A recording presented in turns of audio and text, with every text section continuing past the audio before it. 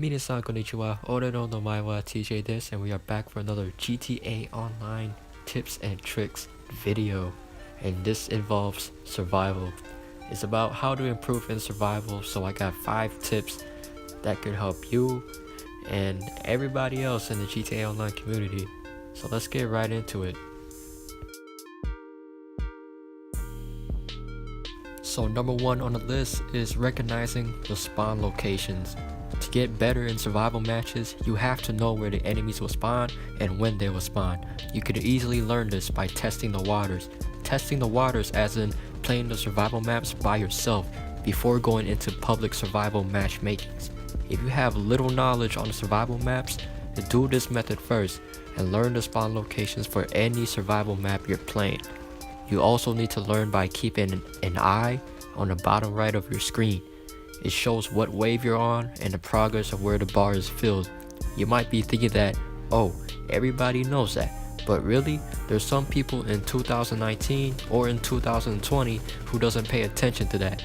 If the first group of enemies spawns near you, then you should eliminate all of them as best as you can while you're in cover, or whatever your spot you're comfortable using.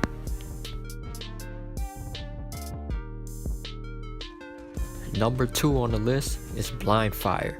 I've seen a lot of players in survival who doesn't blind fire or just forgot that it was featured in the game since GTA 5 was first launched, or maybe thought that it's not as useful when it actually is for certain situations. If a group of enemies got you pinned while you're taking cover in a certain spot, such as hiding in the dumpster in process, then the best possible way is to blind fire, which you're less likely to take more damage than popping out and shooting them one by one. Stab City Survival has a dumpster you can use to pop out and shoot one by one, and it's acceptable to do that. But for the older maps, including Process, Sandy, Boneyard, you'll have to blind fire much more often, or when necessary.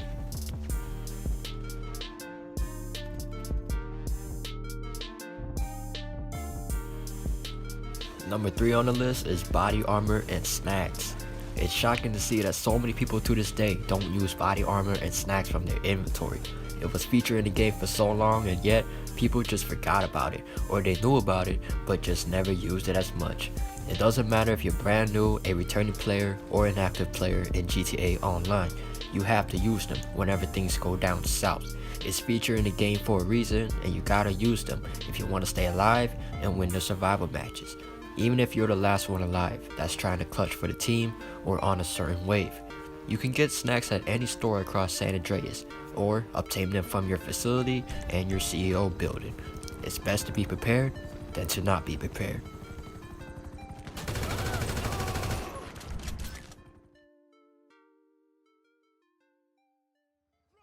Number 4 on the list is don't fight their fight. It should be really relatable to almost everybody who plays survival. If you're someone who just goes out in the open on purpose just to get kills, but you end up getting killed, then what I would have to say to you is stop doing that. Not only are you making it more difficult for your teammates, but also for yourself. There will be that one person in survival who acts like they're Rambo and thinking that they could handle a group of enemies on their own, especially on high waves. If you have assist to aim the full, or known as full auto aim, then that's totally understandable. If you have assist to aim the partial, you're more likely to get yourself killed and probably make a fool out of yourself as well. No matter what your aim preference is, we all die at a certain point, and this applies to everybody, including myself. Even if you use like free aim or traditional, still the same thing. Instead of going towards your enemies to fight their fight, let the enemies come to you. When you're in cover, you have an advantage to ice them. What if they don't come to you, and it's the last few guys camping? Let's say in Process, or in Sandy, or in Boneyard, or whatever map. The first thing you should do is look on the map and see where they are before you even try anything. You gotta keep your distance from the enemies as well. You can also flank to another pass to get a better angle and hit those clean shots. It's never just one direction and then you just hit them from there. You can always go to left, right, north, or south. There's always another path.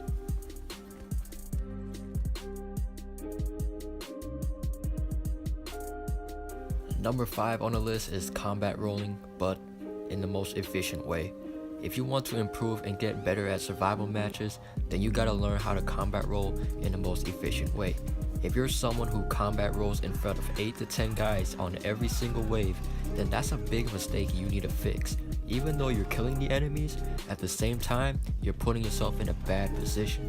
So you're wondering, how do you combat roll the right way in survival matches? Instead of combat rolling in front of the enemies and getting yourself killed, combat roll to a place where there's cover. For an example, let's say you're running to take cover, right? But you're in a situation where the next wave already started and the enemy spawns close to you. Let's say they spawn right behind you and you see a dumpster and you want to take cover there. You would combat roll towards the object, like behind that dumpster, and then you cover right away. So I would demonstrate how to do it and then add a few clips on how it goes for other maps.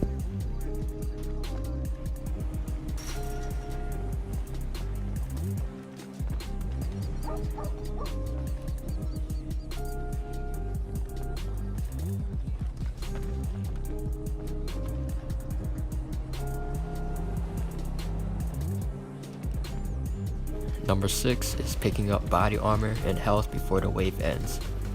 This is a bonus tip that everyone in the GTA Online community should learn and know, and that is picking up the remaining health packs and body armor on the map before the wave ends. On waves 4, 7, and 10 for the old maps, you can keep the pilot in the buzzard alive, but you must shoot the supporters on the sides and then grab any remaining that is on the map. This is one of the ways to improve in survival matches, because when you already grab the health packs and body armor to full bars, your teammates will respawn on the next wave and it will respawn again for all of you. So let's say there's 4 of you in process and one of you has their health and armor filled to the max already, and the other 3 of your teammates respawned. You can see on the map that 3 health packs and body armor have respawned, and that should be equivalent and fair for all 3 of your teammates to each have a body armor equipped. It's a great strategy to use and help your teammates. You know, it's also a great cooperation. So, before I end this video, I just want to point out that nobody is perfect and we all make mistakes. One day you might see me in a survival match and act reckless, like going Rambo or something like that. I could make a mistake and it could get rapid fired by an AI out of nowhere or in plain sight and still die. You could do the same thing and the outcome would be the same as mine or similar in a way. So if you learned something and found this video helpful to you, leave a like and subscribe down below and share this to your friends so that they know this too. Other than that, mite, kurete, arigato, Aki Breezy X out.